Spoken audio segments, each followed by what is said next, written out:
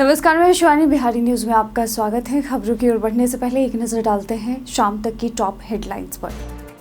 BSF sub inspector Mohammad Imtiaz को नेताओं और परिजनों ने दी श्रद्धांजलि। बेटा इमरान रजा ने कहा, पिता की शहादत पर गर्व है। ऑपरेशन सिंदूर के दौरान शहीद हुए थे मोहम्मद इम्तियाज। एसएससी ने किया 2025-26 संशोधित भर्ती कैलेंडर जारी। सीजीएल एसआई स्टेनोग्राफर की अधिसूचना की तिथियां घोषित। 5 जून से जारी होने लगेंगी अधिसूचनाएं। बढ़ती बिजली मांग को लेकर बिहार सरकार ने उठाया बड़ा कदम। ओपन मार्केट से बिजली खरीदने का लिया निर्णय। 9 रुपये 84 पैसे प्रति यूनिट तक होगी बिजली की कीमत। गृह मंत्रालय ने राज्यों को सीमा सुरक्षा के लिए विशेष निगरानी बढ़ाने के दिए निर्देश। बिहार में स्लीपर सेल पर रखी जाएगी नजर। अधिकारियों को कड़ी निगरानी रखने की दी हिदायत। विराट कोहली ने टेस्ट क्रिकेट से संन्यास लेने का किया ऐलान। 14 साल के सफर को कहा अलविदा। विराट ने टेस्ट क्रिकेट को अपने करियर का अहम हिस्सा बताया। तो ये थी शाम तक की टॉप हेडलाइंस। अब नजर डालते हैं 15 बड़ी खबरों पर। BSF sub inspector Mohammad Imtiaz को नेताओं और परिजनों ने दी श्रद्धांजलि। BSF sub inspector Mohammad Imtiaz Jammu Kashmir के आरएसपुरा सेक्टर में पाकिस्तानी फायरिंग में शहीद हो गए। उनका पार्थिव शरीर आज पटना लाया गया, जहां नेताओं और परिजनों ने भावभीनी श्रद्धांजलि दी। शहीद के बेटे इमरान रजा ने कहा कि उन्हें अपने पिता की शहादत पर गर्व है। उन्होंने 10 मई की सुबह आखिरी बार पिता से बात की थी। उन्होंने सरकार से मांग की कि पाकिस्तान को ऐसा करारा जवाब दिया जाए ताकि भविष्य में किसी बेटे को अपने पिता को खोने का दर्द ना झेलना पड़े। शहीद इम्तियाज के 2 बेटे और 2 बेटियां हैं, जिनमें एक बेटा पीएमसीएच पटना में कार्यरत है और दूसरा यूपीएससी की तैयारी कर रहा है। बिहार में स्लीपर सेल पर रखी जाएगी नजर। गृह मंत्रालय ने बिहार समेत अन्य अंतर्राष्ट्रीय सीमा वाले राज्यों के गृह सचिवों के साथ बैठक की और राज्यों को सीमा सुरक्षा के लिए विशेष निगरानी बढ़ाने के निर्देश दिए। नेपाल की अस्थिरता और सीमाई इलाकों की संवेदनशीलता को ध्यान में रखते हुए पूर्वी बिहार को स्लीपर सेल के लिए संभावित सॉफ्ट एंट्री जोन बताया गया है। डीजीपी विनय कुमार ने सीमावर्ती जिलों के अधिकारियों को कड़ी निगरानी रखने की हिदायत दी। रात में गश्त, संदिग्ध गतिविधियों की रिपोर्टिंग और किराएदार सत्यापन को प्राथमिकता दी जाएगी। केंद्रीय खुफिया एजेंसियों ने स्लीपर सेल मॉड्यूल की गतिविधियों में वृद्धि के संकेत दिए हैं। खासकर किशनगंज, अररिया और पूर्वी चंपारण जिलों में नेपाल के अशांत क्षेत्रों से आतंकियों की घुसपैठ की संभावना जताई गई है, इसलिए सीमा सुरक्षा बल और पुलिस को सतर्क रहने का निर्देश दिया गया है। एसएससी ने जारी किया 2025-26 का भर्ती कैलेंडर। कर्मचारी चयन आयोग यानी एसएससी ने 2025-26 के लिए संशोधित भर्ती कैलेंडर जारी किया है, जिसे आधिकारिक वेबसाइट ssc.gov.in पर जाकर देखा जा सकता है। इसमें स्टेनोग्राफर ग्रेड सी और D, CGL, CHSL, Delhi police, JE, MTS, हवलदार सहित प्रमुख परीक्षाओं की अधिसूचना और संभावित परीक्षा तिथियां शामिल हैं। स्टेनोग्राफर की अधिसूचना 5 जून, सीजीएल की 9 जून और दिल्ली पुलिस एसआई की 16 जून को जारी होगी। परीक्षाएं जून से मार्च 2026 तक चरणबद्ध तरीके से आयोजित होंगी। चयन post phase 13, GD constable, JE, CHSL और हेड कांस्टेबल जैसी परीक्षाओं की तिथियां भी निर्धारित की गई हैं। विभागीय प्रतियोगिता परीक्षाएं भी शामिल हैं। एसएससी द्वारा जारी यह कैलेंडर लाखों अभ्यर्थियों के लिए मार्गदर्शन का काम करेगा और परीक्षा की बेहतर तैयारी में सहायक होगा। पटना में बनेगी बिहार की सबसे ऊंची इमारत। पटना के खगौल स्थित संदलपुर में बिहार की सबसे ऊंची इमारत विनस कैपिटल हाइट्स बनने जा रही है। 120 मीटर ऊंची इस इमारत में 34 फ्लोर होंगे, जो बिस्कोमान भवन से लगभग 50 मीटर ऊंची होगी। विनस स्टार कंस्ट्रक्शन द्वारा विकसित यह प्रोजेक्ट करीब 14 एकड़ में फैला होगा, जिसमें 10 टावर और करीब 1100 फ्लैट्स बनाए जाएंगे। खास बात यह है कि केवल 15% क्षेत्र में निर्माण होगा, जबकि 85% क्षेत्र हरियाली, पार्क, खेल मैदान और वॉकिंग ट्रैक के लिए छोड़ा गया है। इसका डिज़ाइन मशहूर आर्किटेक्ट हफीज कॉन्ट्रैक्टर ने तैयार किया है। रेरा से मंजूरी प्राप्त इस प्रोजेक्ट को जनवरी 2030 तक पूरा करने का लक्ष्य है। यह दक्षिण पश्चिम पटना को रियल एस्टेट के नए आयाम देगा।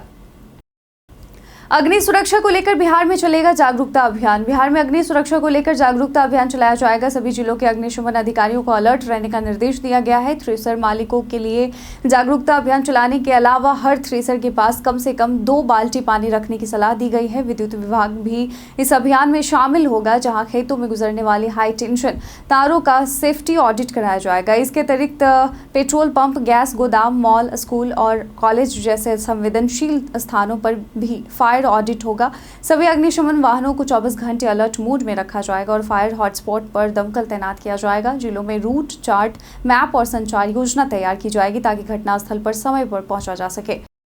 जेईई एडवांस परीक्षा के लिए एडमिट कार्ड जारी। आईआईटी कानपुर ने 12 मई 2025 को जेईई एडवांस 2025 का एडमिट कार्ड जारी किया है। पंजीकृत छात्र अब JEE-advance.ac.in पर जाकर हॉल टिकट डाउनलोड कर सकते हैं।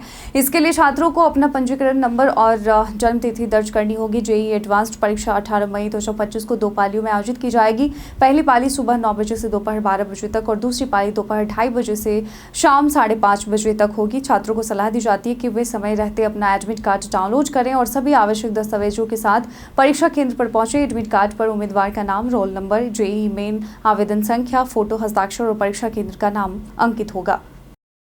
पिंक बस के लिए नहीं मिल रही महिला चालक। बिहार में महिलाओं के लिए विशेष पिंक बस सेवा जून से शुरू हो रही है, जिसमें पटना, भागलपुर, पूर्णिया और मुजफ्फरपुर में शुरुआत की जाएगी। अप्रैल में निकाले गए विज्ञापन के तहत 100 कंडक्टर पदों में से 88 महिला कंडक्टर का चयन हो चुका है, लेकिन ड्राइवर पद के लिए कोई महिला सामने नहीं आई है। अगर महिला चालक नहीं मिली तो पुरुष चालक ही बस चलाएंगे। पिंक बसें पूरी तरह महिलाओं के लिए होंगी, जिनमें ऑफलाइन और ऑनलाइन टिकट की सुविधा होगी। मासिक पास के लिए एक ऐप भी विकसित किया जा रहा है। जून से सितंबर तक कुल 100 पिंक बसेस चलेंगी, जिनमें से 20 जून में और 80 सितंबर में शुरू होंगी। पटना जिले में 35 बसें चलेंगी। यह योजना महिलाओं की सुरक्षित और सुविधाजनक यात्रा सुनिश्चित करने के उद्देश्य से शुरू की जा रही है। बिहार सरकार ने ओपन मार्केट से बिजली खरीदने का लिया निर्णय। बिहार सरकार ने गर्मी के दौरान बढ़ती बिजली मांग को ध्यान में रखते हुए बड़ा कदम उठाया है। राज्य में 4 नई यूनिटों के विलंब के कारण बिजली संकट से बचने के लिए ओपन मार्केट से डीप पोर्टल से बिजली खरीदने का निर्णय लिया गया है। इस साल 1820 मेगावाट बिजली मिलनी थी, लेकिन निर्माण में देरी के चलते वैकल्पिक व्यवस्था की जा रही है। बिजली की कीमत 9 रुपये 68 पैसे से 9 रुपये 84 पैसे प्रति यूनिट होगी और कभी कभी यह दर 11 से 12 रुपये तक पहुंच सकती है। बिहार में बिजली की खपत इस साल 9000 मेगावाट तक पहुंचने की संभावना है, जबकि सामान्य दिनों में यह 7000 मेगावाट रहती है। सरकार और बिजली कंपनियां पहले भी इसी तरह बिजली खरीद चुकी है, जिससे इस बार भी उपभोक्ताओं को निर्बाध आपूर्ति देने की योजना है। चुनाव में पहली बार ECIL की ईवीएम का होगा इस्तेमाल। जी हां, बिहार विधानसभा चुनाव की तैयारी तेज हो गई है, जिसमें 25% अतिरिक्त ईवीएम रिजर्व रखी जाएंगी। इनका उपयोग मॉक पोल या तकनीकी खराबी की स्थिति में किया जाएगा। चुनाव आयोग ने अतिरिक्त बैलेट यूनिट, कंट्रोल यूनिट और वीवीपैट उपलब्ध कराए हैं। इस बार केवल electronics corporation of India limited की ईवीएम का इस्तेमाल होगा।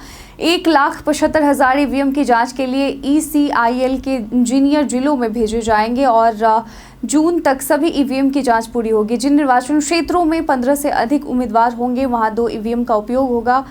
हर ईवीएम में 16 बटन होंगे, जिसमें एक नोटा यानी कि उपरोक्त में से कोई नहीं के लिए होगा। मतदान पूर्व और मतदान के दौरान ईवीएम के इस्तेमाल की जानकारी दलों के प्रतिनिधियों को दी जाएगी।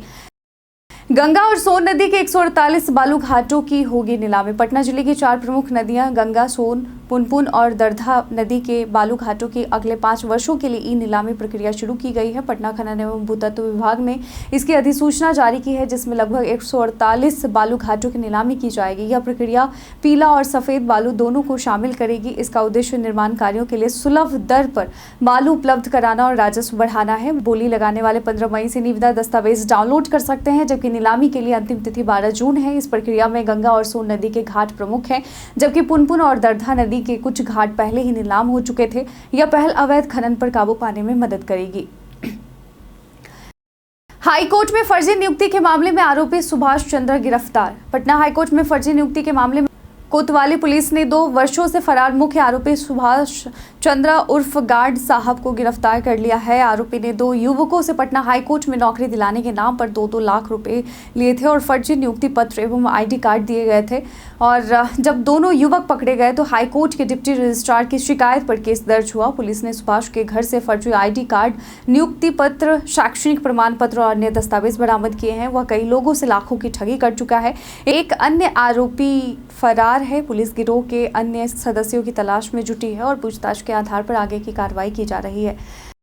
अपार्टमेंट फ्लैट के दाखिल खारिज के लिए चक्कर ना काटे। बिहार में अपार्टमेंट कल्चर तेजी से बढ़ रहा है। खासकर पटना और अन्य शहरों में अब तक फ्लैट धारकों को आवंटित भूमि के दाखिल खारिज की प्रक्रिया चल रही थी, लेकिन राजस्व एवं भूमि सुधार विभाग ने इस पर रोक लगा दी है। विभाग ने फ्लैट धारकों को सूचित किया है कि अब दाखिल खारिज के लिए अंचल कार्यालय का दौरा करने की आवश्यकता नहीं है। इसके लिए एक नई प्रक्रिया तैयार की जा रही है। विभाग ने यह भी स्पष्ट किया है कि प्रक्रिया के लागू होने तक फ्लैट के दाखिल खारिज के लिए ऑनलाइन आवेदन न करें और यह निर्णय अप्रैल 2025 में अपर मुख्य सचिव दीपक कुमार सिंह द्वारा जारी पत्र के बाद लिया गया था। यह प्रक्रिया बदलाव के कारण है ताकि व्यवस्था को बेहतर और अधिक सुविधाजनक बनाया जा सके। बम की अफवाह फैलाने के मामले में 3 युवक गिरफ्तार। बिहार में पटना और सीतामढ़ी में बम की अफवाह से प्रशासन और आम लोगों में दहशत फैल गई। सीतामढ़ी रेलवे जंक्शन के पास बम होने की खबर ने हड़कंप मचा दिया। पुलिस ने त्वरित कार्रवाई करते हुए 3 युवकों को गिरफ्तार किया। पटना के दानापुर में एक लावारिस बैग मिलने से सुरक्षा एजेंसियां सक्रिय हो गई और बैग में कपड़े व चश्मे जैसी सामान्य चीजें पाई गई। दोनों घटनाओं के बाद बिहार में सुरक्षा बढ़ा दी गई है और रेलवे स्टेशनों, बस स्टैंडों समेत संवेदनशील स्थानों पर निगरानी तेज की गई। प्रशासन ने लोगों से अफवाहों पर ध्यान न देने और संदिग्ध गतिविधियों की सूचना देने की अपील की है। 15 मई को राहुल गांधी का 5 महीने में बिहार का चौथा दौरा। जी हां, लोकसभा में नेता प्रतिपक्ष राहुल गांधी आगामी 15 मई को बिहार दौरे पर आ रहे हैं। यह उनका 5 महीने में चौथा बिहार दौरा होगा। इससे पहले वे जनवरी, फरवरी और अप्रैल में बिहार आ चुके हैं। राहुल गांधी इस बार दरभंगा और पटना में कार्यक्रम करेंगे और गया में पार्टी कार्यकर्ताओं से मिलकर चुनावी रणनीति पर चर्चा करेंगे। बिहार में अक्टूबर, नवंबर में विधानसभा चुनाव होने हैं, इसलिए उनका यह दौरा महत्वपूर्ण माना जा रहा है। राहुल गांधी के बिहार दौरे का मुख्य उद्देश्य पार्टी संगठन को मजबूत करना और आगामी विधानसभा चुनाव में कांग्रेस का प्रदर्शन सुधारना है। बिहार कांग्रेस भी राहुल गांधी के दौरे से पहले चुनावी तैयारियों में जुटी हुई है और यह देखना दिलचस्प होगा कि उनके दौरे का आगामी चुनाव पर क्या प्रभाव पड़ता है। विराट कोहली ने टेस्ट क्रिकेट को कहा अलविदा। विराट कोहली ने आखिरकार टेस्ट क्रिकेट से संन्यास लेने का ऐलान कर दिया है। उन्होंने इंस्टाग्राम पर यह जानकारी दी है, जिसमें कहा कि उन्होंने 14 साल पहले बैगी ब्लू जर्सी पहने टेस्ट क्रिकेट में कदम रखा था। कोहली ने अपने सफर को याद करते हुए बताया कि इस फॉर्मेट ने उन्हें परीक्षा में डाला, आकार दिया और जीवन भर के लिए सीख दी। उन्होंने कहा कि व्हाइट जर्सी में खेलना एक निजी अनुभव है, जिसमें कड़ी मेहनत और छोटे छोटे पल शामिल होते हैं जो हमेशा याद रहते हैं। विराट ने संन्यास के फैसले पर फाइनल मुहर लगाई और इसे अपने करियर का अहम हिस्सा बताया। उनके टेस्ट करियर की यह यात्रा बहुत ही प्रेरणादायक रही है। बीते दिन हमारे द्वारा पूछे गए सवाल का आप लोगों में से बहुत लोगों ने अपना जवाब में कमेंट सेक्शन में लिख कर दिया था। जिन्होंने हमारे द्वारा पूछे गए सवाल का जवाब दिया उनके नाम है वाल्मीकि कुमार, राजकिशोर महतो, लक्ष्मी मेहता, दीपक कुमार, मनोज दास, आलोक प्रियदर्शी, अमन कुमार, जितेंद्र ठाकुर, पीयूष शर्मा, रंजीत मिश्रा, नरेंद्र कुमार, रवि मोहन वर्मा, राकेश मिश्रा, संजीव कुमार, वरुण कुमार, अनवर करीम खान और गोविंद प्रसाद। इसके साथ ही बढ़ते हैं आज के सवाल की ओर। आज का सवाल है कि क्या आपका निवास स्थान सीमावर्ती क्षेत्र में आता है? अपने क्षेत्र का नाम अवश्य लिखें कमेंट सेक्शन में। आज के बुलेटिन में बस इतना ही। बिहार की तमाम खबरों के साथ अपडेट रहने के लिए देखते रहें बिहारी न्यूज़। धन्यवाद।